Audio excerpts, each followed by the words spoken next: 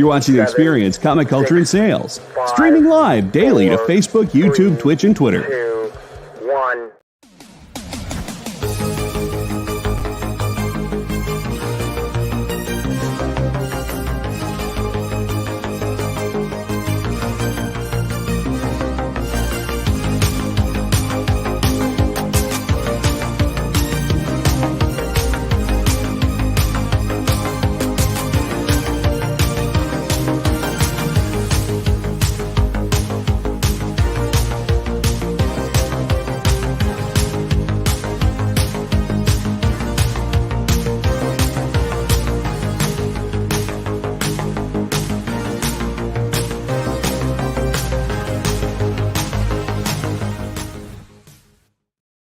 Hey everyone, welcome to the Comic Book Beardies presents the Geek Chat. I'm Beardy Rich.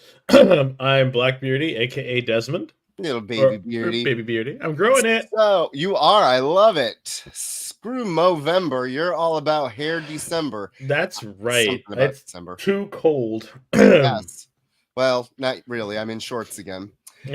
So you are watching us on The Experience.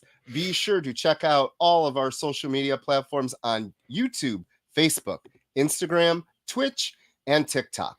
If you're on Facebook, go to the Geek Chat, give us a like and a follow, and the Comic Book Beardies as well. And head to comicshoppingexperience.com for everything The Experience and sign up for the mailing list. Yes. Please do. So I want to say two things. One, I am just getting over a really, really bad something. I lost my voice last Friday. Coog was kind of happy. And today it's just crud day. So I apologize if I sniffle or snort. And two, I want to say thank you all for joining us. We used to do this regularly a lot, and then we stopped. And I kind of didn't want to do it again because opinions. Well, no, there's a thing going around today. I don't know if you heard or yesterday about a retailer who said something. Oh, yeah. And then remember. Other people are getting in on it, and the different creators are doing backing different sides. And Mark Millar actually had an interview with the retailer. And I and Des started this because we love comic books so much. And this is an entertainment show. Don't not read a book because we hate it, or don't read a book if we like it because we have good taste. But everything we say are our opinions, and if you think we go overboard, I'm very sorry. I just want you to read. I don't care what you read. If you want to read something from the 80s, the 90s, 2000s, or a brand new book that's out this week, just pick something up and read it. Something you enjoy. Try a different number ones. Try something from Image. Try something from Boom. You don't have to stick to Marvel and DC. That said, we are Marvel and DC heavy because that's what Des and I both like. But today we're going to spotlight 3 different independent books that we think you should read, or maybe not read. I don't know. I haven't heard his opinion yet. I just wanted to say thank you again for joining us. We are just two geeks loving what we do. And when I put it out there on my Facebook that we kind of wanted to do something again, Kyle responded right away. And I'm so glad to be on The Experience and to share.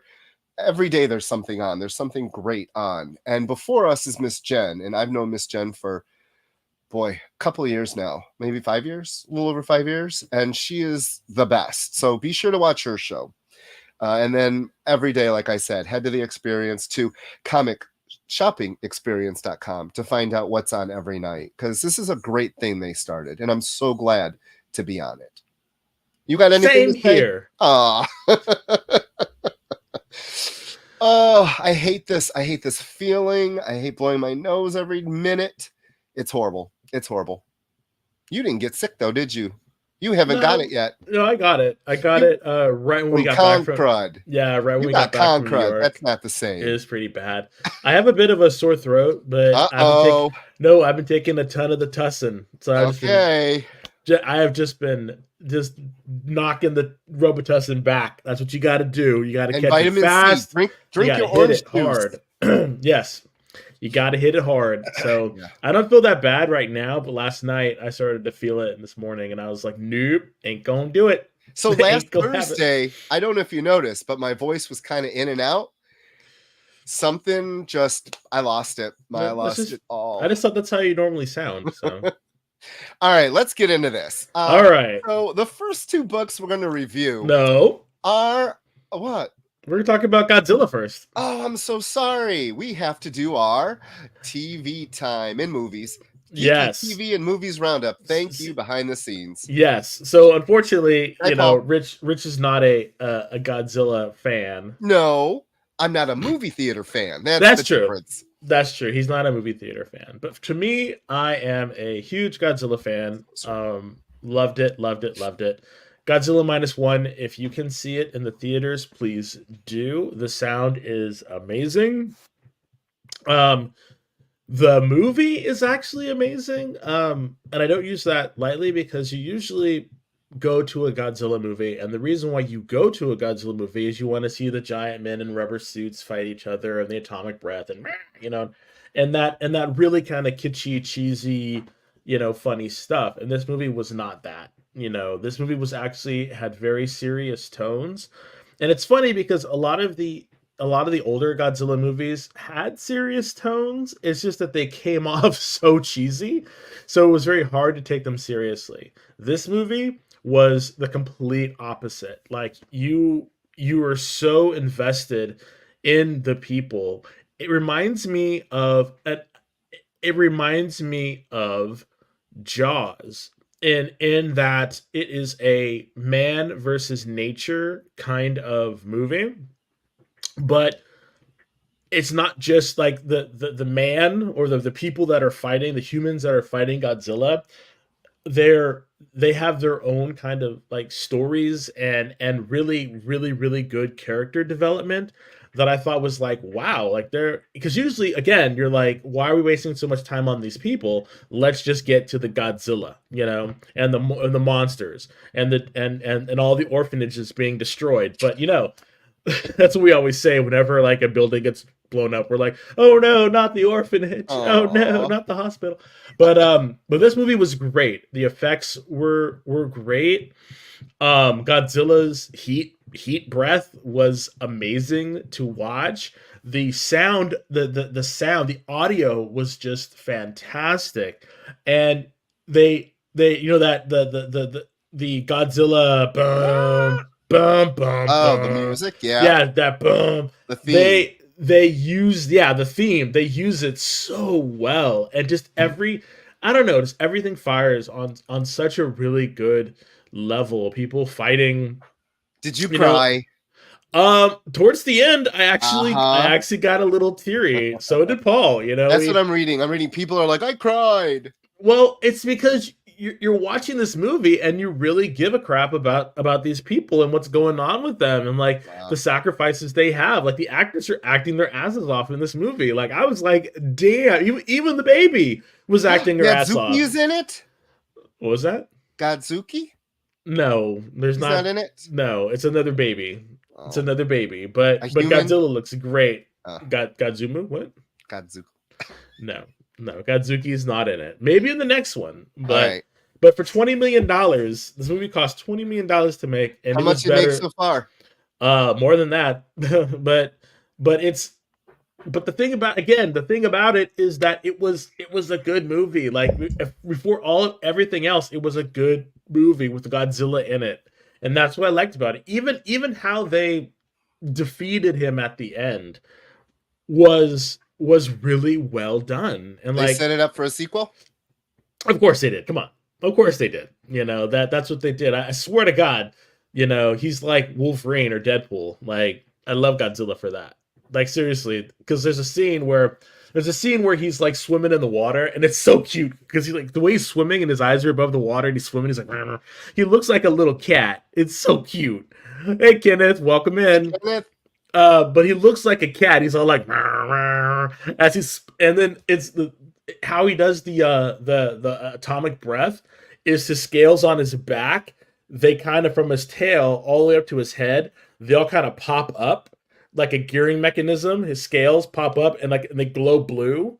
Oh, they glow blue. Yeah, blue. And when they get to his head, to like the top, they all fall down. They all kind of like it's like an army mechanism, and when he fires, they all kind of hit down. And there's this kind of like he sucks in all this air, and then there's like this like super concentrated like blue beam, and just the way it sounds is amazing. And when it hits, there's an atomic bomb that goes off when it hits. Wow. It's just, I was like, damn, and the destruction, just so good. And the reason why it's called Godzilla -1 is because it takes place right after World War II, and that brought Japan down to 0. And then when Godzilla attacked, they were at -1. So it's like, -1 because never mind. Anyway, great movie. If you can see it in the theater, please do. You will not be disappointed. And even if you're weirded out about like, it's Godzilla, blah blah blah, this and that, go to a matinee. But the reason why is because the sound is just so good. Godzilla -1, check it out. You will not be disappointed. But something that did disappoint Rich are the first 2 comic books that we're going to be talking about today. Well, I just want to say... You like that segue? Yeah, that's a good one. Barbie is on HBO, on Max, Friday. Next Friday. Cool. Did you see that in the theater? Oh, God, no. I didn't see it either, but I heard it was fantastic. So I had to wait because, like, for whatever reason, I don't know why. I didn't want to see it in the theater. Like, I want to see it. I just want to see it at home. That way I can kind of like, just freak out if necessary. I just really want to. I really want to see it. I will not be seeing Oppenheimer, so this will not be a double feature. No. I'm sorry. The Experience loved it. Yeah, the Experience has great taste, from what I understand. So, all right, let's talk about these 2. So, I'm very sorry to the viewers because I've been really good about getting pictures to our producer. And I did not know until maybe 10, 15 minutes ago that we were actually going to be talking about these books. I thought we were just going to be like, yeah, read this. No. When you told me your thoughts about them, I was like, okay, I have to try and read them because I was like, I want to see where it's going, because mostly because I wanted to see what was happening in DC. Like, I don't know what it is. I have a soft spot in my mind and my heart for DC because it's sort of like, okay, I imagine DC is this sort of like Jimmy Olsen, and you just want to see him succeed. You just really want to see him succeed, even though water's being splashed in their face, bullies are giving them wet willies and stuff. Like, I want them to succeed, but when they keep putting out stuff like this, I'm like, yo, come on, guys. You make it really hard. I know. DC is like that friend you had in the 8th grade, and you spent all summer playing in the woods and smoking cigarettes, and you're like, we're going to be friends forever. And then you see him 30 years later, and you're like, no. Who the hell are you? Yep. You're like, bruh, I can't with you today. And that was these 2 books. So, Mr. Producer Man, I'm going to hold it up to the camera. This is one of them. This is Titans Beast World Tour Metropolis. It is an anthology. And we're going to talk about, one more time, Titans Beast World Waller Rising. Okay, so we'll start with the one that you hated the least. How about that? You pick. Me? You okay, pick. So I'll pick the one that I was really like excited for. Okay. But then I was really kind of disappointed. And that was the Waller Rising. All right, let's go with that. So it's this one, Beast World Waller Rising. So the reason why I really, really was super excited for this is because I am a huge or a Kieron Grant fan. Like I have met him a couple times at cons. Just seems like a very nice, chill dude, and his art usually is on point. But the artwork for this, I don't know. It just wasn't hitting like it used to, and maybe it's just because it's too much of an abstraction of his of his work and his like. There are very few panels that there's no panels really. Well, that's what I mean. There are very few panels that make sense in the overall story, and so it was kind of muddying and confusing, but not in a Riley Rossimo way, because Riley Rossimo can have this very loose style that looks good because you're able to still discern what's going on in the page. Some of these I didn't really get. So hold on. Yeah, well, I'm just gonna do the opening right now. You are, okay? Go ahead. Yeah, so it's the book is the it's called The Kingdom, a tale from Titan's Beast World. The writer was Chuck Brown. Kieron Grant was the artist and cover artist. Clayton Henry and Marcelo those just variant covers. And Jerry Gaylord were the variant covers. Oh yeah, so Kieron Grant did everything. There was a letter. It's right under. They put the cover artists. Oh yeah, before the letter, which I don't agree with. Wes Abbott was the letterer. Yeah, so Kieron Grant did everything. He did all the art for this, and it shows. It really does. And again, I'm a fan. It's just something about this work just did not hit. And I found my eye struggling to find a focal point on the page, and I think that was the weird thing about it. And because I'm versed in how to read a comic, I was able to read it, though there's not a lot of dialogue. But and the coloring, it's such a dark, muted, muddy book. Yeah, and so I didn't really. So and the weird thing about it is when you read a comic, even without words, you should know what's going on, and I don't see this with this book. And I kind of think the story was a bit all over the place as well. Yeah. Yeah. I don't know, just something about it. And I get it, these are all black folks doing black folks things, and black folks, I guess, are tired of Amanda Waller, and so they go after her, which is fine. Black people gotta handle their business, so I'm fine with that. But overall, I just I just don't know where this fits in the whole Beast Boy thing. So I think it fits in the larger scheme at the end, how Waller's going to be defeated. That's the only thing I can think of as to why A, this team was brought together, B, the artifacts that they were out to get. No,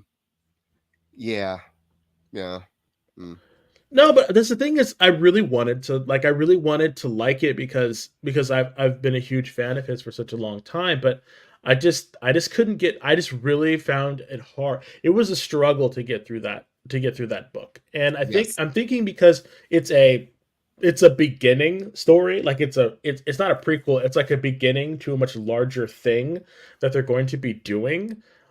I don't think that this was a clear way to get people excited for what comes next. No. Yeah, and I think that's the problem. Like, I think it's great that they're going after Amanda Waller. I think, the Wall needs to be in check in some way, and she's such a great antagonist. I just don't know if these are the people that are going to do it, and I don't know. Like, yeah. It was a miss for me, dog. I have a feeling this is a really good story with a different artist. I think this could be some beautiful art on a book, not about being able to figure out what character this is. Trying to figure out who these people that I've read for the last 30 plus years. I just think there could have been a good story in this. His art would be great. Maybe on a book about magic. I don't know. Not magic, but a little more freeform. I think they needed a clear. I don't know. I don't want to trash his art. Some of the panels, I'm going to be honest, are beautiful. His line work when he draws figures, gorgeous. I just think the use of too much flowy paint colors, and it's a dark book to read. I did not care for this book. Yeah, same here. And usually I was like I said, I was very excited. This is, for me, was like a return to comics for him, because he sometimes does covers, but he's been doing other media type of stuff. And then, so I haven't really seen a lot of his newer work. And like, I have to say, I liked his classic stuff a lot better. But, I digress. All right. On to the other book, one. Which was, I don't know, this... did we need this book? No. Like, did we need it? We don't. And this is what I'm going to say. So I had only prepared 2 sentences to talk about these books, because I really thought it was going to be in this little section where we're just going to tell our thoughts. These 2 books being the very first 2 books coming out of their first big crossover event for some time would make me, as a casual reader, not want to pick up any of the side books at all. Marvel has this problem too. We'll be talking about one later. There is when you have a larger story Tom Taylor is trying to tell, say that fast.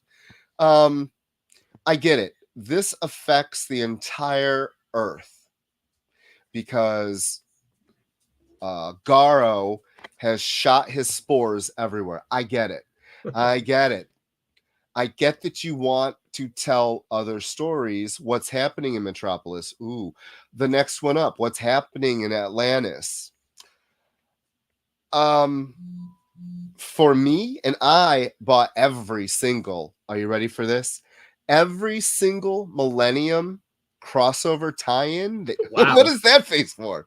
That came out, I bought all of them because they actually dealt with the larger story that DC was weaving for the whole Millennium mega event, because it touched pretty much every book. Yeah. And it was a weekly event. So I bought a lot of books and I enjoyed a lot of them. This book, Tour Metropolis, I don't feel any of this will enhance the main Beast Worlds experience. No. At all. No. In fact, DC doesn't even care. Their last story in it says this takes place after the events of Beast World #2, which isn't even out yet. Which is weird. DC didn't even care to make sure that was in the right spot. Why should I, as a reader? I will say more than 2 sentences, but how I felt. I will say the Turtle Boy was kind of cute as a flashback to Jimmy Olsen being Turtle Boy before. I thought that was cute. So like, yes, Dan Jurgens wrote that. Yeah, and he put his little stamp on it. It was Dan Jurgens and pencils and inks by Anthony Marquise with Joe Parado and Wade von Grobratcher and the colors was by Pete Pantaz and letters by Dave Sharp. I just think you're making words up right now. I know, right? No, but it was cute. I thought it was fun. For that, I was like, okay. But that's not worth $6. No, see, that's the thing. No, I really think that this should have been $4.99, and it should have just been this Titans Beast World Tour Metropolis, and that other thing could have been in another book that was slated to come out after #2. Why didn't they stick that Action Comics 8 pages? Why didn't they stick that in the back of a new upcoming Superman? That's what I mean. Or Action? Don't charge an extra $1 for it, because the story actually says to be continued in Action Comics. So now I'm not reading Action Comics. I'm reading this for the Beast World because I like the Teen Titans. Yeah, you just giving me a story to be like. Yeah, they were trying to. I mean, it's cross-pollination. That's what they did. And like the main story, which was by Nicole Maines and Steve Orlando. So Nicole Maines, Dreamer from the Arrowverse. Yep, and then Fico Asiso was the artist, And colorist was Luis Guerrero, and the letterer was Rob Lay. I actually like the artwork. So yeah, the artist we know from, he did work with. See, I'm blanking on the name. Keep talking, and I'll tell you. No, but I like the artwork. It was just, I don't know. It just set it up for something that I don't know. And then like on the cover you see Superboy wearing his Superboy jacket, which I think is a really nice design. But then you go in and it's a spandex, and he doesn't have his suit on. He doesn't have his cape, and it's the newer design, but he still has the circle thing. Right. So it didn't really his outfit didn't really, I don't know, I wasn't really feeling his outfit that much. But I mean, I thought Dreamer was kind of cool, but and it looked the comic looked nice, but again, it didn't really, it didn't really add anything. And then like the whole thing about Dreamer being in Action Comics 1060. If you want to follow this story, go there. I'm like, no, like you're saying, it should tie into Beast Worlds. I'm buying this to see what's going on with Beast World and how it pertains to Beast World. And even the final story, with Brainiac was about action. Superman was about Action Comics. Yep. So, and that was by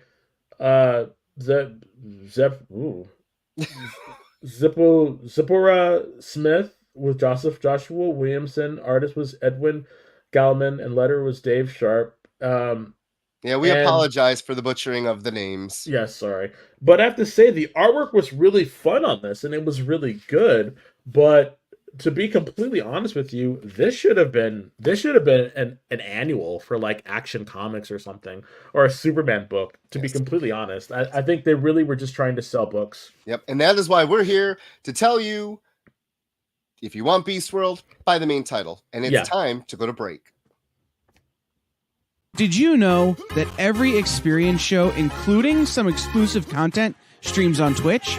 Check it out. Twitch.tv/the_EXP. Or just scan that QR code. Symphonic verses. Nocturne's romance. A song of romanticized darkness, dreaming dead by sleep.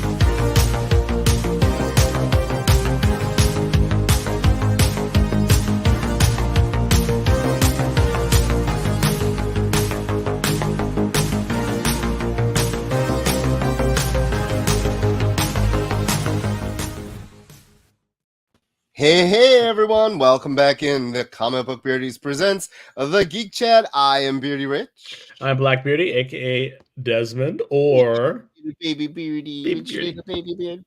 I want to say thank you everyone for joining us on The Experience. Join us on YouTube, Facebook, Instagram, Twitch, and TikTok. Join us at the Geek Chat on Facebook and the Comic Book Beardies. And be sure to go to comicshoppingexperience.com for everything The Experience. It smells so good in here. Beardy Coog is making meatballs. Oh my God, it smells yummy. So good. Homemade. He had pizza. You had pizza? Well, from last night. So it's leftovers.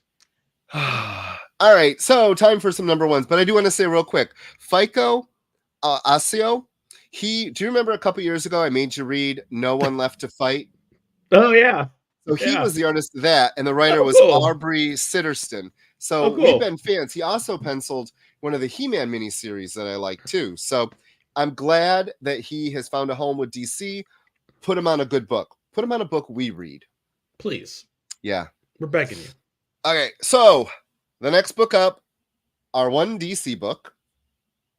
It is Batman and Santa Claus. Are we doing this? Yeah.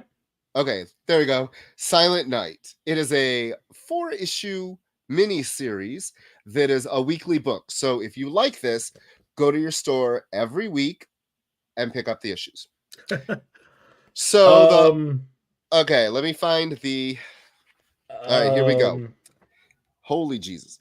Written by Jeff Parker, art by Michelle Bandini, colored by Alex Sinclair, lettered by Pat Brosio. All right. And the main cover was Dan Mora. I got the Derek Chew cover. The sexy little Derek Chew cover. I saw the one with the bloody Santa. And so hold on. This one? Yeah. You scratch and sniff. Oh Lord. His breath smells like peppermint. So I was gonna buy them, but okay. So here's the thing about variant covers that I do not like. That DC does is their variant covers cost $1 more. Yeah, because of the cardstock cover. Like I get that, but Marvel's doesn't. And right. I know you're getting a better cover supposedly, and it's supposed to be nicer, but I just don't want to pay that extra $1 for that. Well, the scratch and sniff is $5.99. See, I wouldn't have bought that. So. Okay. Evil Santa. But Santa is not evil in this. And Santa trained Batman. So he was one of Batman's trainers. Yeah, one of them. Yeah. Yeah. What did you think? What did I think? I thought it was pretty good. I actually really enjoyed this book. More than I thought it was, because I thought, okay, it's Batman. Okay, it's Santa Claus. Okay. But Santa's already been a hero. Yes. So I'm like, okay. So I'm like, okay, they brought in Santa. The story's fun. The basis is just, Krampus. He was actually evil, but I don't think that this is full on Krampus. I think there's someone behind Krampus that is making Krampus be evil. Does he have green hair? And a white face? No. Okay. No, that would be a little too much. Though I think they're owned by the same people now. The Grinch. No, I was talking about the Joker. Oh, no. But I thought the artwork was fantastic. Yeah, really enjoyed the way that it looked, the way Zatanna looked, how all of them came together. It's a Bat family story, which I think is great. This reminds me of the old Batman family comic books. Remember those giant, like, 64 page or where it was the Batman family type of thing? I miss those. Those were a lot of fun, and for a kid, you got a lot of story for like $1 or like $1.25 or something. So this is what that reminded me of when they were all running around and they were all like, oh my God, they're like, really? Like, I just thought he was kidding about Santa Claus, and Robin was like, which is Damien, and he's like, what? Santa Claus, Then he's like, I hate that too, kid. It was just great. And then Santa Claus, and then like Zatanna knows about Santa Claus and stuff. It was just a very fun story that I was reading, and the artwork was in great service to it. And I can't wait to see what other monsters are going to be fighting. I can't wait to see, what's really going on with Krampus and the story behind Santa Claus and being like part of like Thor and being from like Asgard for the most part. And the reason why he gave toys. Yeah, and it all made sense, and the way it worked together was great. I do think that I honestly do believe that I do not think that Krampus is the main villain in this. I don't think he's the main villain. I think that, and I really hope that they don't do this weird thing where he has been something's happened to him and it was because of the Joker or something. Like I really hope that the Joker does not become the main villain at the end of this. I really want it to be something else. But I loved Krampus's design. I loved Santa Claus's designs. It was just a fun book. I really yes. I really the experience says I hope Batmobile will not lose its will, and hopefully the Joker will not get away. Right. But I enjoyed it. Really enjoyed it. I think that for me really kind of helped DC this week for me. I loved it. I thought it was a fun book. I think DC doesn't understand that adults want some fun in their books. Yep. And I liked the way the art looked kind of like the animated series. Yeah. With a little bit more seriousness to it. So the characters, you knew exactly who they were. I love the side characters. I've never really been a Batman fan, but I love Nightwing. I love Batgirl. Damien's Damien. But Zatanna coming in was really nice.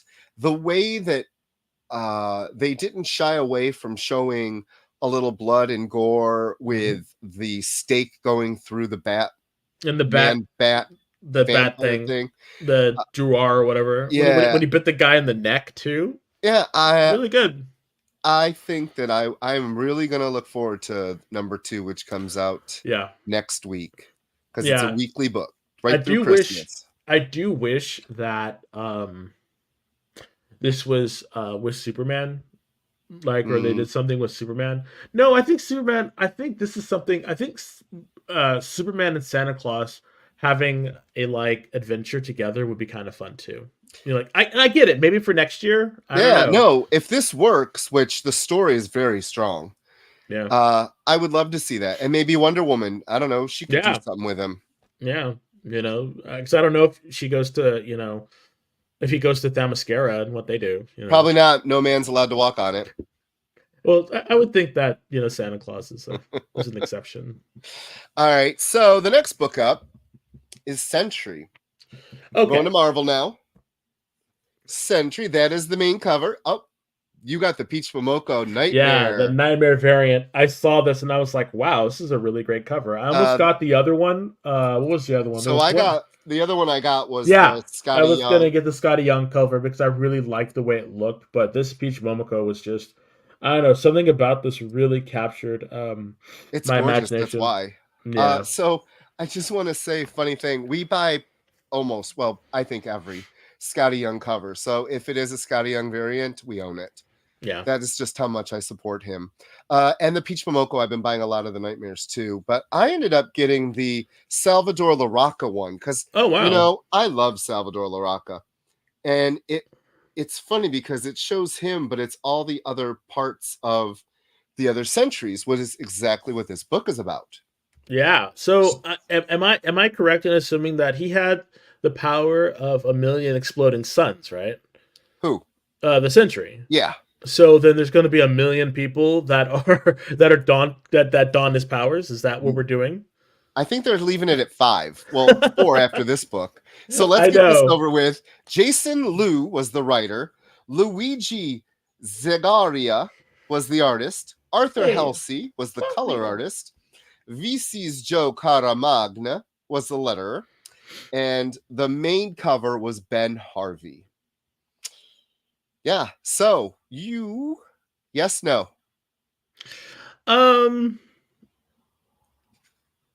It's a beginning. It's a beginning. It's the beginning. Why am I so big still? What was that? Why are you so big still? I don't know. He likes your big head. I don't know. I think the reason why I'm sort of up in the air about it is because number one, I never really was a big Sentry fan. I thought he was overused, and my thought was that I liked that he had some mental health issues, but when it became too much of like a selling point for the character, it just, I don't know, there was something about Sentry that never really like resonated with me. And I always thought that Hyperion was a better Superman than Sentry. Analogy, yeah. And now, yeah. And so I never really liked the character. And so when he died, although I read everything up until he became more mainstream, and then that's when I kind of like checked out. I was like, I don't really. But then this book, it's like, okay, he's killed, he's dead. Now people are getting parts of his power. That seems kind of interesting. Let's see where this goes. And we have this one person who is like Highlander. If you remember that old movie from the 80s, then you're, welcome to your AARP card, I guess. But anyway, that's rich. That's rich. Hey, AARP saves you money at Walgreens on the first Tuesday of every month. You save money. No need to cry experience. It's okay. But no, and then he immediately, like, I really liked the new characters that they introduced, especially the guy that was an Inhuman. What about the guy that's dead? Yeah, the guy that was the Inhuman who had the giant, feet and the big nose, who's kind of wolf-like nose, and he got his power, and I thought, okay, cool, anyone can get it, whether you're a mutant, whatever. In Inhuman, you get this stuff. And I thought, okay, that's really kind of cool. And then they killed him. And of course, it was this like blonde haired, blue eyed white guy. And I'm like, wow. I was like, really? And then they set it up for the other person, or the good person, to be someone with multiple sclerosis, who gets like completely healed by the power. But she can't deal with it. She can't deal with this, so she flies to the moon and like it's just like lying on the moon. And it's like, that's something someone would do. But that's the thing. It's like, it was just so like, how would you even know you could fly to the moon? But you just try it. But that's the thing. It's like you have these two kind of polar opposite people. So I was just like, okay. And then is it just going to be? The thing about it is it feels like the story is already written. And it feels like it's going to just, culminate with the other guy going and killing people or having fights. And then as she kind of has to come to grips with her powers, and then they have an altercation, and then boom, it's resolved. So it feels like this book has already been... Seriously, it feels like this book has already been written, and so that's why I'm kind of hesitant to follow through with it, because it seems like it's like been there, done that before. Yeah. So that's why I'm kind of hesitant about the book. It read really formulaic for me right now. Wow. So the other characters that's in it is Jessica Jones. She is starting Alias Investigations up now. Fantastic. That Luke is the mayor, and I guess we haven't hit the gang war yet. I don't think I don't think gang war is gonna even be resolved or mentioned in this book at all. Wow. I don't think it is. I don't think it's anything to do with gang wars. One panel of Luke being like, "Sorry, babe, you got to pick up the kids because Black Mariah is burning down something." Like one sentence. You will not hear anything about gang war in this book. Maybe in issue 3, because then they might have caught up. But yeah. No experience. Like the 8-issue mini Century Limited from the 2000s was great. I read it too, and wasn't that Jay Lee? Yeah, I read that, and I read the other one. Like, Century is great. It's just when he became mainstream, when he was on the Avengers. Yeah, when he sold out, I was like, I can't mess with you anymore, Bob. I'm like, I'm sorry. So was it me, or did Misty kind of not sound like Misty. No, she didn't, and that's because she working for the man now. Like she got a real job. She's not a hero for hire no more. You know, she got her arm upgraded. You know, she's running a whole she's running a whole task force. I've read pretty much almost a lot of what she's been in throughout the last 20 years at least. Her voice was way off. Nope. Like way up. I didn't, and that's another thing. I it was great. It was great seeing Jessica, and it was great seeing both of them together again. Yeah, that's what I mean. It was great, and I thought, okay, this is really fun. And then the whole backstory about her kid and like the Purple Man's kid and all this other stuff that was going on. Like I liked that family dynamic, but it just felt like that needed to be in a comic book about them. That's why this whole Luke Cage book that we talked about last week, I'm like, why wasn't this in that book too? You know, it's just, I don't know. It's just like that's why I think like there's not going to be any connective tissues between the books. There just not. There can't be the way that it is set up right now. There can't be.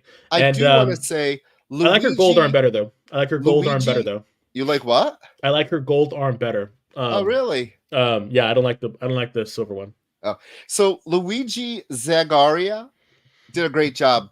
The art in this and the color, both the artist and the color, I think the book looked like a Marvel comic book to me, and I enjoyed pretty much everything about this.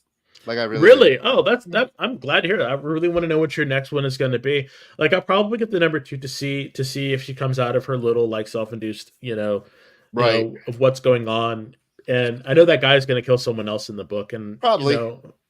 So they all have to hit at some point, and I'm kind of wondering what it's going to be. So I'll probably pick up number 2, but I'm not so sure. So this is supposed to be a limited series, I think, or they're calling it ongoing. It's going to last 6, 7. Yeah, it'll probably It'll probably be 6. It'll probably either be 6 or 8 issues because I think that's the optimum number for a trade paperback. Right. Well, unless they cancel it like they did Avengers Inc. Oh no. And then they only get 5. Well, that's what I mean. I really think that, anything more than 4, you're pretty much okay. Yeah. I can't believe they canceled Avengers. Well, I can. Yeah, I can. So the next book up in our marvelous number 1s for the week, Thunderbolts number 1. The writers were Jackson Lansing and Colin Kelly. The artist is Geraldo Borges. I got this color cover. Artist was Arthur Hesley. And lettered by VC's Joe Sabino. I got this cover. You got I got this cover. The Derek Chu, I think, with the Venom. The Venom lady. No, that's Black Widow. That's Black Widow. Who did I get? I don't know the one. I'm a sucker for a connecting cover. And this is my connecting cover. And the first one is Bucky punching out the Red Skull. And then there'll be more, but I don't know. I like connecting covers. So the George Perez one was also great. So this little book, if you didn't read Captain America, what the hell is the name of that big crossover that just happened? The Howling Commandos? No, they don't even really talk about it in this book. So something happened and all these things, Captain America stuff happened. And you're supposed to know it, I guess, because his girlfriend is in a destroyer. Yeah, she's the new destroyer, which I thought was really kind of cool because I thought, oh, look, it's White Widow. Sweet. And then I was like, well, wait, that's not White Widow. Yeah, sure. And then she started talking about like Aunt Peggy, and I'm like, oh my God. So that's the new Sharon Carter as Destroyer. She's the new Destroyer, which I thought was really kind of cool. I actually like that. Her face mask is quite different because that's what the Destroyer looked like. He had a skull face, and he wore a hood. Yeah, if you want to read a really good Destroyer series, find the Max Robert one. Kirkman. Find the Max one that Robert Kirkman. That is so good, very bloody, but so good. Pick it up. So going into this, I was like, I have no clue what's going on. Neither did I. They build the team, which I love. I am a sucker for a team building number 1. I don't mind it. And the team comes together, in the field. I was like, okay. Yes. So Winter Soldier, Bucky Barnes, is out to take down these villains. And one of the villains he's starting with is the Red Skull. And he wants to kill the Red Skull. And he gets, I can never say her long ass name. The Countess. Valentina, whatever. Julia Louis-Dreyfus' character from the MCU. Yes, but this one's much cooler because she's dead. The Countess Valentina Allegra de Fontaine. See, that's what I think, though. Friends. Do you think she's dead in the MCU and she's a life model decoy? Top of the line. That would be really cool. That would be. So there's a panel in this book that I want to see on the big screen. Do Louis-Dreyfus' face kind of open up and a fucking cannon comes out and blows that guy out? Woo! I mean, like, I would give a straight up golf clap for that. That was awesome. That panel was awesome. One of the better panels I've seen in that book. I have to tell you, the book was kind of meh for me. Oh, really? 100% meh. 100% meh. Why except for meh? Sharon, except for Sharon Carter, because I thought that her destroyer was kind of cool. I knew they didn't kill the real Red Skull. Whatever. Oh, God, no. You know. So. We got a movie coming out, folks. Got to get excited. And that is exactly why everyone in this book is in the MCU. Yep. Every single one. Well, hold on. Except for what's her name? The Destroyer. Is Peggy Carter in Armor Wars gonna have a destroyer armor? Probably not. Sharon is alive. Sharon was at the funeral. Yeah, no, Sharon, didn't you watch the Falcon Winter Soldier? Sharon Carter is like, she's like the head of no, they could make her destroyer. I'm saying everyone in this book is in the MCU. Yeah, it was good seeing Red Guardian. People were like, oh, that's Captain America, and he's like, he wishes, and I was like, oh wow, he popped up. I like him. I think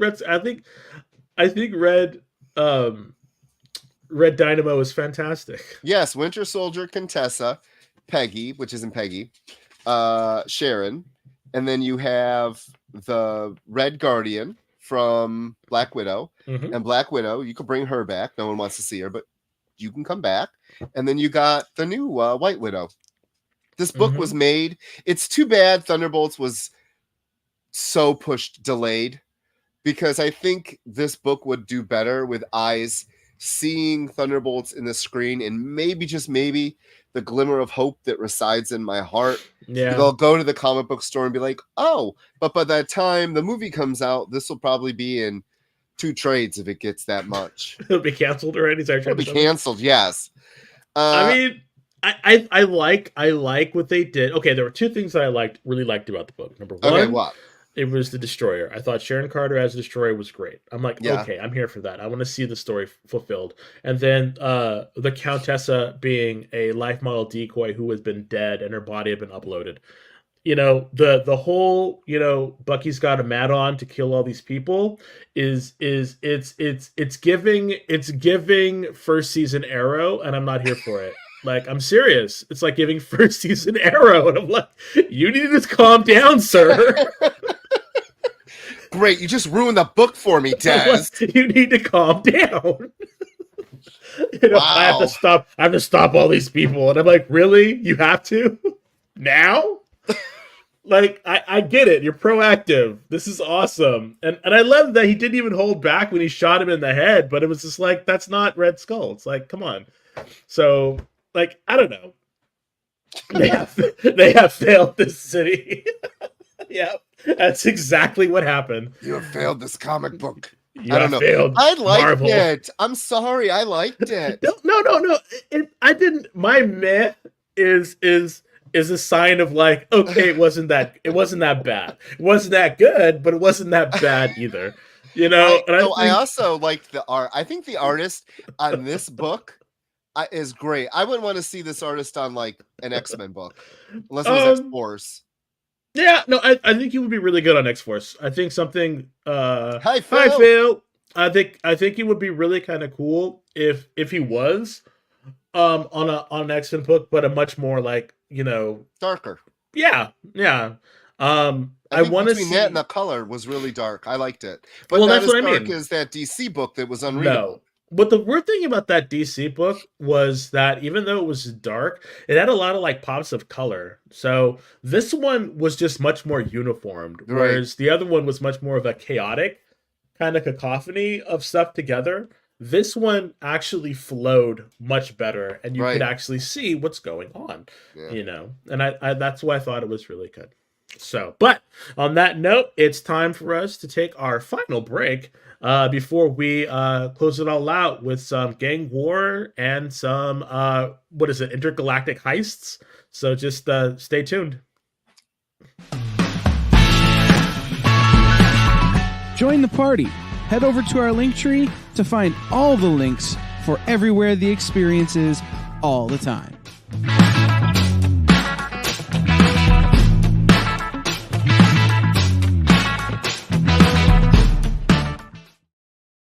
There's a comic book universe on the streets of Cleveland. Hero Tomorrow Comics is debuting Violante, the Undead. Get the new issue or the entire acclaimed library live on Kickstarter. I'm coming for you, Cleveland. Details at clevelandsuperhero.com. To be continued. 3 little words that hold the secret to the next great story. 3 words that will thrill you, confound you, give life to new possibilities. Every variation of To Be Continued is a promise of adventure, a promise of excitement, a promise of unseen wonders and unexplored worlds, a promise that every issue you read makes you a part of a never-ending journey, and behind every page there will be an unopened door waiting for you. This story to be continued at your local comic book shop. Visit comicshoplocator.com today. According to a statistic that I just made up, people spend 4 hours a day changing the television channel. People who watch The Experience don't do that. Save yourself a ton of time by tuning into The Experience and enjoying our new original programming 7 days a week. And then tell your friends. Think about the money they could save on batteries in the remote alone just by tuning into The Experience. Find out more by scanning the QR code below.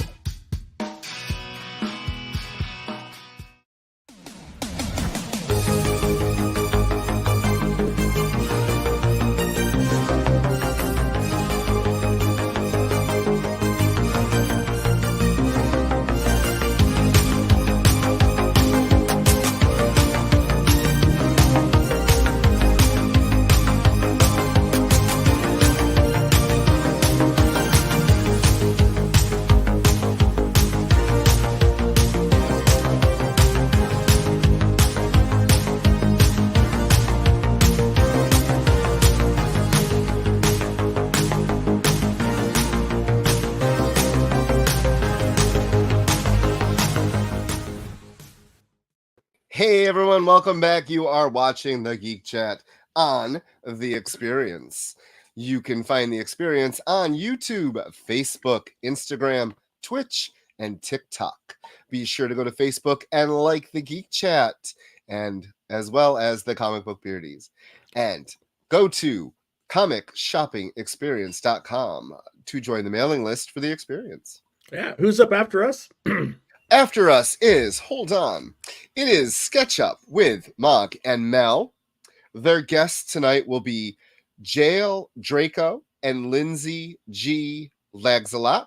They are the founders of One She Press, and they will have giveaways as well. They are on at 7 o'clock and 10 o'clock. Well, 7 o'clock Pacific. Yeah, see? 10 o'clock Eastern. So... my co-host, do you want to do the next book? Yes, because it was great. Next book was Our Bones Dust.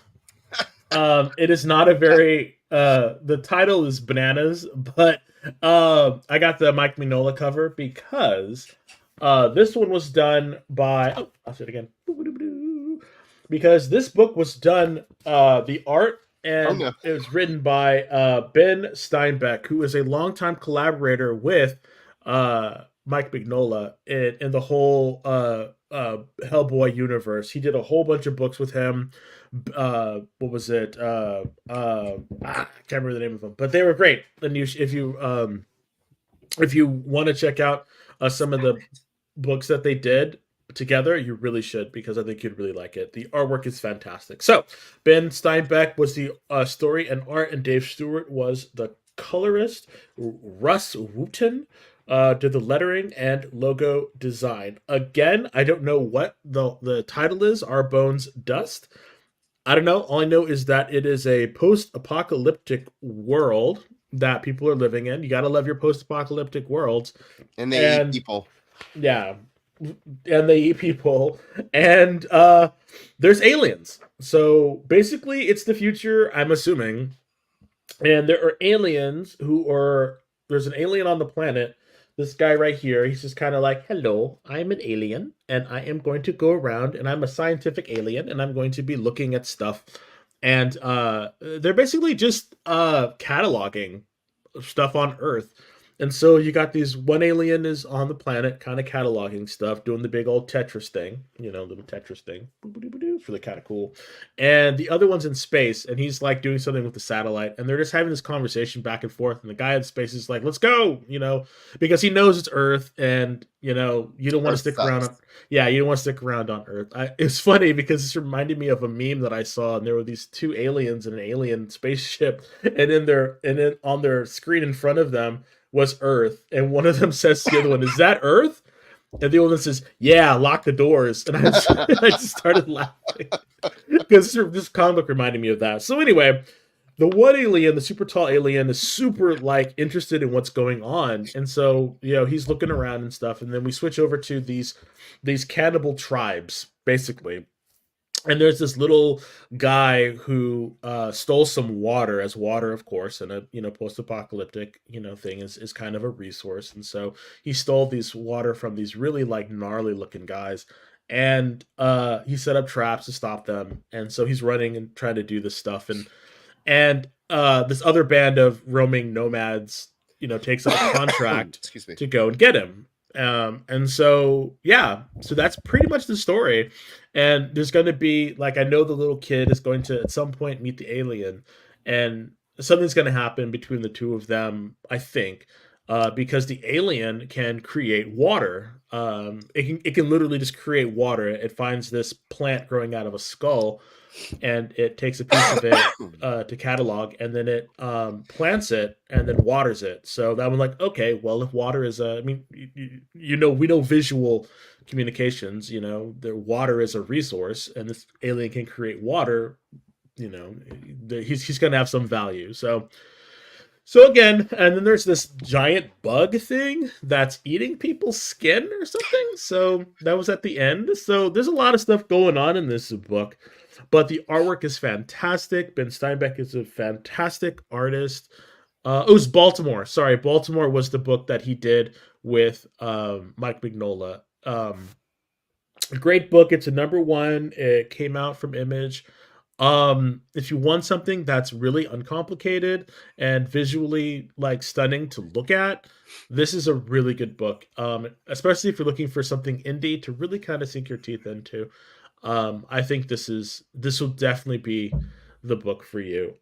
It gets, my beardy, it gets 5 beards, 5 out of 5 beards.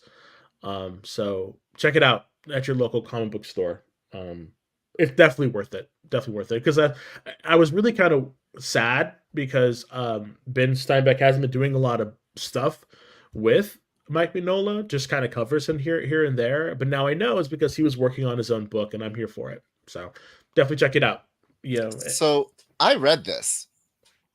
I didn't realize you'd read it. Okay, cool. So when you sent me the outline, I'm like, what the hell is this book? I saw these exclamation points in red. Red exclamation points. I'm like, what the? What the hell is this? So Coog did some digging, and we were sent a PDF, an advanced PDF of it. So this morning, while eating my breakfast, I read this, and I was like, really? I'm eating this? I'm eating breakfast while reading this? Because the last couple of pages, there's bodies everywhere and blood, and I was like... Skinless bodies, yeah.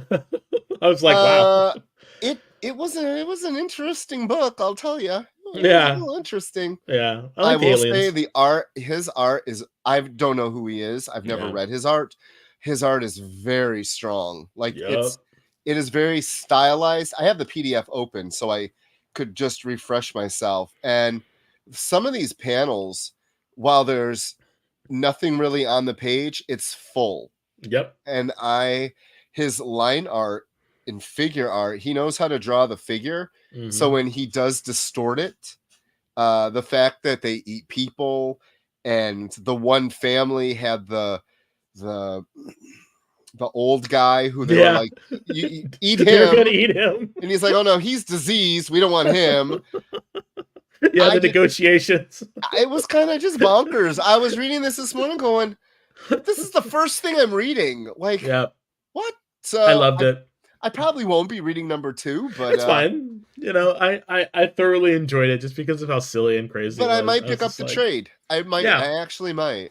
Yeah, because I do want to know what the weird thing that's eating it. The skins of everyone are on his like back. It's like it was weird. Bug thing. It was weird. I'm here for it. It was weird. Okay, what's next? What's next is, since I'm talking about Hellboy, it's the Hellboy Winter Special. Oh, it's about a cat. And of course, I had to get the one that is the Mignola. I had to get the Mike Mignola. I'm a huge Mike Mignola fan. Yeah. So I had to get this one, and I love cats. So this one is the Hellboy Winter Special, and it is the Yule Cat. It was based on characters created by Mike Mignola, though Mike Mignola did not create the Yule Cat. That is an old, it's an old folk tale. I want to say it's Norse folk tale. So the story was by Matt Smith, the art was by Matt Smith, the colors by Chris O'Halloran, and the letters by Clem Robbins. I thought we got that. So I thought we got the Mignola cover. You got the regular one? I like the regular one. Oh, we did. He said we did. It's just not in my stack. Okay. I could read this. Yeah, it's a one shot. You're in it, you're in and you're out. It's really great. It's basically the Yule Cat. Because I love cats, right? So the Yule Cat was a story about kids who didn't have the best clothing, and so if you didn't dress up and look nice for Christmas, the Yule Cat would come and it would steal you away. So it was like a fairy tale of trying to keep yourself clean, because I guess back in the olden days, if you were dirty, you would get, sick and die and stuff like that. So it's just a way to keep kids from getting dirty and messy around what did Christmas. They do? Did they actually kill these children and blame it on the cat? No, it was it's a superstition. But that'd be cool if they did that. If your friend, if your classmate was murdered by a cat because they're dirty, you take a bath twice a day. You really would. You really would. I'm just saying. I don't have kids. I'm just saying. So it starts off with these kids, talking to their dad, and Hellboy is in I don't even know where he is. He's in some, I think he's in he's in Iceland. He's in Reykjavik, Iceland in 1990. And so he's, running around, and there are these two birds. There are these birds talking and a falcon talking to them. So these birds are talking. So there's some interesting weird stuff going on. Okay. The birds are talking, and the kids are talking about the Yule Cat, and then this guy is the kid's father is oh my god, there's this stories about these, there's all the sheep are gone, and we think that this might be this cat. And so of course Hellboy, being the sardonic bastard that he is oh, okay, well, here it comes. I guess I gotta do it. I guess I gotta take care of it. Because that's how he is, right? He's a very pragmatic character, and that's why I like him. But he basically walks out, and he basically sees the Yule Cat walking down the street, and he's like, hey, come here, come here, kitty. And so he chases after it, and then they get, warped to this different outside of the town, into this giant ice tundra. And so all these, I think they're actually, because they were blue people, I think they were ice giants, attack him, and they try to subdue him, but he wields Mjolnir in his hand. And so you have to read another comic. So the comic beforehand, I guess. So this isn't an in and out. No. It has little not homages, but it has little things peppered in from other stories. So okay. that's the thing that it has. And so in one of his other stories, he got the Mjolnir was grafted to his hand or stuck to his hand. You can just say meow meow. Meow meow was stuck to his was stuck to his hand, and so he basically brandished that and hit the cat on the nose, and the cat's all like meow, and it scatters away. And so he didn't kill the cat, but he warded it off, and it'll be a couple centuries before it comes back. So the children are safe. Yes, and then you see that they're going to get dirty. Children are dirty and gross. That's probably how you got from them. Yeah. Which I saw another meme and it was hilarious. It was during Thanksgiving and it said, "Do not accept gifts from little kids because that gift is the flu." It's true. All right, so we were going to review. Great story though, by the way. Go pick it up. The Avengers, Marvel Voices Avengers. It is that's the main cover. Travis Charest. Sorry. Charest. Yeah. I got a different cover because I didn't like that. I am just going to say, what? I thought that cover was nice. That's the cover that I got. The Travis Charest cover. Oh, I got this one. It's nice though. I do. I like this one. So I am going to say, every time a Marvel Voices fill in the blank comes out, I buy them and I read them and I'm disappointed. Every time. And then I buy it again. And I read it, and I'm disappointed. I really think this might be it for me. This might be it. I can't. Again, the Marvel Voices is a way for them to get new talent introduced into the readers and stuff like that. I get it. So for that, I support it. Is everyone a strong writer? No.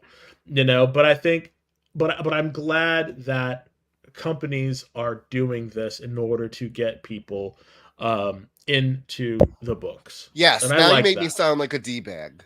No, I don't. I don't agree. I agree 100%. But you want the stories to be better. I understand. I do. I think an editor might want to read one or two of these. I'm just saying.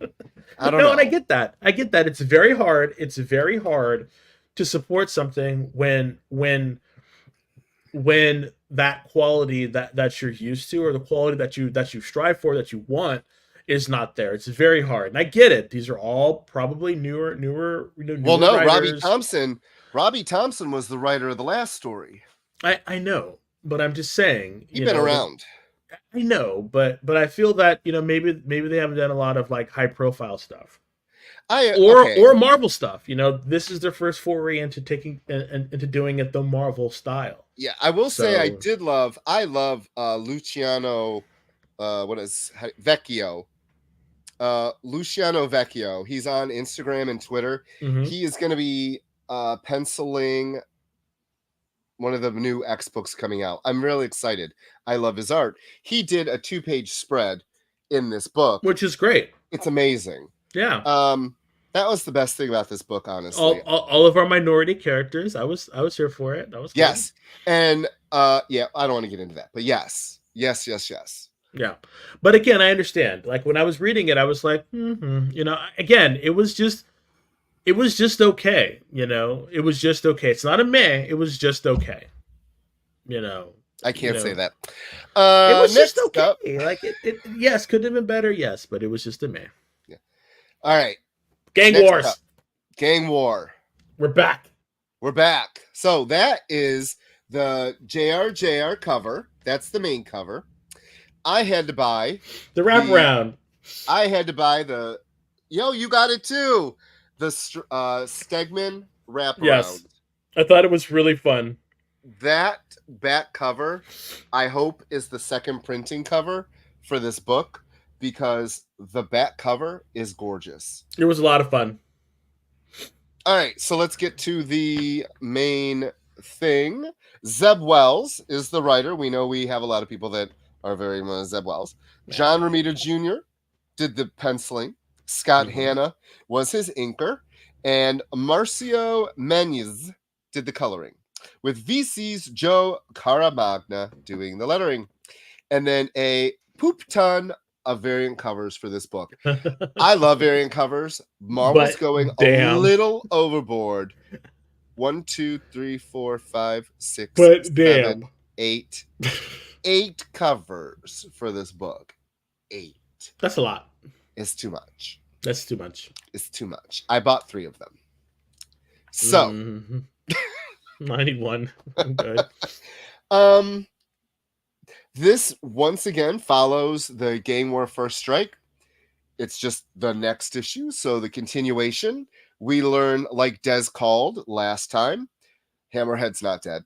Of course not. But he's not exactly a free man either. Yeah, I love when she's dragging him down the stairs. He's like, "Get you, make man, get you," and he's like, "Who's gonna get me? These guys?" And they're all like beaten up. Oh, I loved it. Just her, she's just so great. Like Madame Mask being there, doing it all. I love her. And I thought the Beetle stepped up. I loved her character. So that's one of the things about this book. I'm not like Batman, Spider-Man, good character. I'm more in it for his supporting cast. And I really liked the fact that his roommate is getting married, or was getting married, to a villain. And he's like, he knows this. So she steps up, Tombstone's daughter. Tombstone's not dead. Nope. Hammerhead's not dead. Nope. No one's dying, but no Nope. one's dead. Nope. We get a little hero action. We get some Miles Morales still with his mad on against Peter. Yep. She-Hulk, Spider-Woman. I like that the Ringmaster is using regular folk off the street. Come on, you're doing it now. They got some guns. Yeah, and Daredevil. She is also in his little team that he formed last issue. It was weird though. Like they had this big like rah team moment, and then they all kind of like go away. They all bounced out. You know why they do? Wow. I know they're going to their books that you have to pick up. Yeah, and they're going to their neighborhoods in order to protect their neighborhoods and shit like that. This feels more organic in the way a side story is, because we see it in the main book. Yeah. We see, hey, I got to go save whatever part of New York this is. So if you care about it, you go then and you read the Luke Cage or the Shang-Chi or Spider-Woman. That I feel is a little bit more organic than us just getting, let's go to Metropolis for some action comic stories. Yeah, exactly. And I think that was, and I really liked the She-Hulk and Spider-Man interactions, because you very rarely see them together, and the fact that they were hanging out, the fact that they were hanging out doing stuff, I thought was really fun. And their battle against the what is it, monster thing, Monster Metropolis underneath the city, I thought that was great. Although I didn't know that there was they had a gang war. Didn't either. I'm like, what are the mushroom people pushing down there? You know? Mushrooms? So I love how She-Hulk rips her top off and then runs around in her work pants. Come on, like girl. She didn't want to stop and take her pants off. You know, I mean, come on. I mean, for me though, that was the more realistic part of it. Though she ripped off her top, like okay, you know, she just jumped down into the fray. I'm like, great, like that's more realistic to me. They're saying, hold up, and take my pants off. Gotta fold up my clothes. You know. That's why, you know, I liked it. So I love the joking they did. You're clearly behind me. Like when he's on the phone, did you tell him you're behind me? And he's like, shush, I'm talking. Just like the little banter. Like, okay, I know we're all supposed to hate, you know, Wells right now, but I thought it was. I thought this issue was pretty fun. I liked the interaction that the Beetle had with her father, her putting him into check. I thought that was great. Yes. And then Bunny looking back and he's like, go take care of her. You know, I was like, okay. You know, but I don't know, when you say take care of her, I'm thinking like, is Bunny gonna like, no, not that. I'm like, is Bunny gonna try to like immobilize her so she can't fight anymore? I hope not. To keep her, well, that's what I was thinking, like to keep her out of the way, because then he goes and hooks up with Spider-Man and they're going to get together and they're going to like end the war. So I'm thinking, So that gray area that Spider-Man doesn't like to walk in, he's walking in now. Yeah. And I'm here for it. Yeah. So this issue, okay, 100%. Gang War was like, I know, but after this issue, like I'm kind of here for it.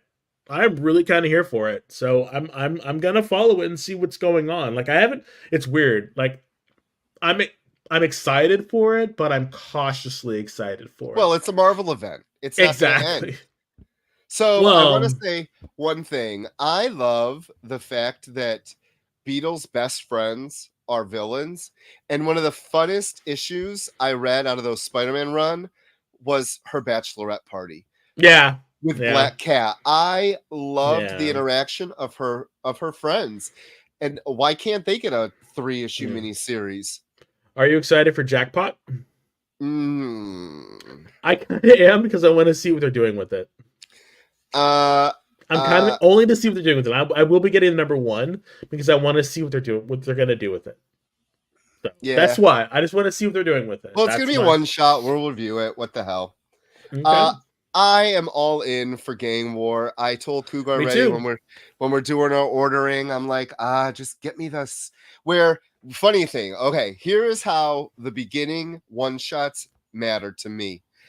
When I read the Gang War and then the 2 tie-ins that we got, and now this week's, I'm like, I'm in. I want to know. I didn't plan on buying Shang-Chi. I actually went back and reordered it. I wasn't going to read the Miles stuff, but he's fighting Hobgoblin. I'm like, okay. Whereas when we ordered these Titan Beast Wars, I ordered the Metropolis one and this one. And after reading these, I'm like, I don't want any more. I don't want any more of the tie-ins because they're not going to be real tie-ins. Nope. So DC did not do it for me. But this Gang War, I'm like, okay, I'm in. I'm all in. Just deal me in. So we have less than 5 minutes left. One last book, and that book is going to be Iron Man. I don't know if I got him the cover. Yeah, Iron Man. Invincible Iron Man. There we go. Mysterium. What a dumbass name for You'd think the X-Men would have something a little bit better than Mysterium. Why not Mutium? Mutium? Don't say that. Don't say that because someone's gonna catch a stray bullet of a strange soundbite of you saying mutanium or mutunium or something, and it's gonna show up. And it's gonna show up. See, I'm telling you. Mutanium. The experience. You need to clip this so that way if it comes up in a show, we get paid, buddy. All 3 of us, we're getting paid. What did you think about this issue? I like the artwork. I did too. So it was by Jerry Duggan. Yeah. Artist was Juan for Frieser. Color artist was Brian Valenza. Letterer was VC's Joe Caramanga. And I thought his name was Figgery. Figgery. Okay. I don't know. Sure. I don't know. I actually like this book. I think Iron Man has been really good. I thought at the beginning when this whole marriage thing between Iron Man and Emma, like I was like, but then like how it's been playing out and their relationship together, I'm actually enjoying it. Like I am too, because it is a marriage of convenience. Yep. And they both want the same thing. Yeah. And their personalities being who they are, you can actually see these 2 celebrity, A-list, vapid people marrying each other, much like Britney Spears did, and then they'll get divorced in 13 days. Yep. But for them, it's going to be a couple months. Yes. So basic background, they got to go do a heist in order to steal some Mysterium from these people. And the person that's helping them is Star Fox, who they have really, really I've never seen Star Fox look like this. Oh, you did not read Avengers versus X-Men versus Eternals. No, I didn't. that was his first appearance of being so. His redesign. Yeah, he's giving me. We'll say redesign. He's giving me a thicker white Duke, David Bowie. His look right now. If you remember with David Bowie's the thin white Duke era, this is what he's giving me. Except he's a little thicker, if you notice. I was just very surprised, and I love that Emma can deflect it. Can deflect the his charms that make people fall in love with him. I'm glad that she can block that. I was like, go. And like the battle, they were gonna steal this, but there was already a heist going on. Excuse me. There was already a heist going on. I know, huh? And I just loved her turning silver, although her hair diamond. The diamond, but her hair should not have turned diamond. It's a wig. Let's just say that. Yeah. Right there. But whatever. I'll let it go. And then why was Eros I'm gonna make a geekery. Are you ready? Yes. So because her clothes also turned diamond, maybe it is like, do you remember Skids? And how Skids had the little 1-inch barrier around her. She was awesome. So my idea is, yes, the wig was made of Mysterium. The Mysterium, yes. I'm gonna say that anything within touching her body that turns to silver wearing will turn to diamond. We'll go with that. Little geekery there. Why'd you have to bring up Skids? I miss her. I do too. But anyway, Rusty. Okay. Yeah. But anyway, great story. I loved that we get to see more of Ironheart. I thought Ironheart meeting Forge was great. Yeah. And that dragon and then the rings, rings. That threw me off. I was like, that's where we're going next issue. Yeah. So I'm thinking, okay, so now we got Mandarin, and I'm thinking, oh crap. So yeah, I don't know when Riri got the rings though. When did she get all 10 rings? A little editor's box would have been nice. Yes. But I enjoyed it. I thought this issue was really good. Again, I wasn't here for Iron Man at the beginning, but it's this little tie-in they're doing for the Fall of X, which has been falling for a while now. Yeah. It's free falling. I'd sing the song, but we'd get sued. Yeah, but yeah, that's pretty much it for us. Thank you so much for joining us. We love it when you're able to, hang out with us and talk to us. I know that who's next, Rich? Up next is Sketch Up with Meg and Mal. Hold on, I screwed that up because I don't have my glasses on. Put your glasses on, man. Mog and Mal.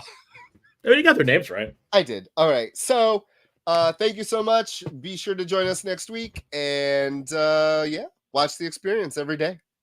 We love you. Thank you. Bye.